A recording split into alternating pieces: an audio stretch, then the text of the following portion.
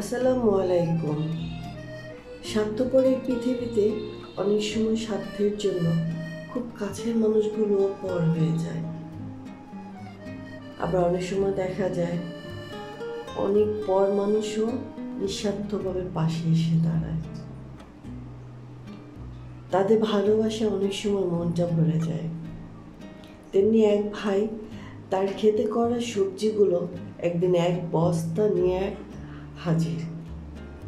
আমি তো দেখে অবাক, এত সবজি।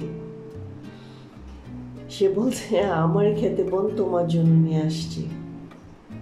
আসলে এটা আমার অনেক বড় পাওয়া। সে ভাইকে ধন্যবাদ দিয়ে আমি ছোট করব না, তবে তার জন্য রইল আমার শুভকামনা।